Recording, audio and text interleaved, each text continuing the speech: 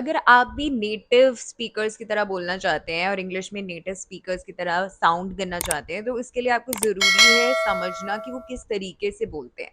जैसे for example मैं आपको एक एग्जांपल देती हूँ। What are you doing? Normally इसको लिखा भी इस तरीके से जाता है, नॉर्मली इसे बोला भी ऐसे जाता है व्हाट आर यू डूइंग, और इंडियंस बोलते भी इस तरीके से व्हाट आर यू डूइंग। लेकिन नेटिव स्पीकर्स इसको कैसे बोलते हैं? What you doing. सो यहाँ वो क्या कर रहे हैं, वो दो वर्ड्स को एक वर्ड की तरह बोल रहे हैं। So they are not saying what are you doing, they are saying what you doing. So उन्होंने क्या किया, दो वर्ड्स को एक वर्ड की तरह प्रोनाउंस किया, इस वजह से वो जल्दी बोल पाते हैं, जल्दी अपने सेंटेंस को खत्म कर सकते हैं। There are lot of other examples. For example, would you like to have a cup of coffee? क्या आप मेरे साथ कॉफी पीना चाहोगे? तो ये पूरा एक sentence, would you like to have a cup of coffee, और हम जनरली बोलते भी इसको इसी तरीके से, would you like to have a cup of coffee.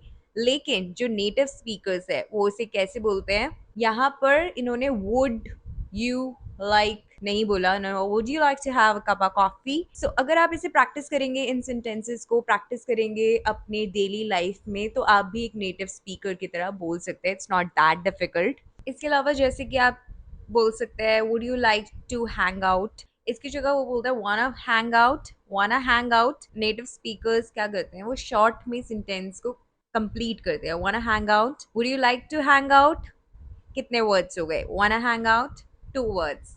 तो इस तरीके से अगर आप प्रैक्टिस करेंगे, कुछ सेंटेंसेस को सुनेंगे, इसका सबसे इजी मेथड ये है, अगर आप नेटिव साउंड करना चाहते हैं तो आप इंग्लिश मूवीज देखें।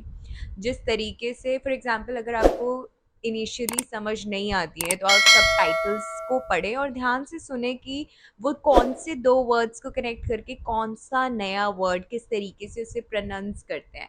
उस तरीके से आप अपनी जो है प्रोनाउंसिएशन को, अपने वे ऑफ टॉकिंग को इम्प्रूव करते रहेंगे। और gradually, this is a gradual process, एकदम से कोई चेंजेस आप नहीं देख सकते, लेकिन धीरे धीरे आप जो है हैबिचुअल हो जाएंगे और धीरे धीरे अपनी इंग्लिश इम्प्रूव कर पाएंगे।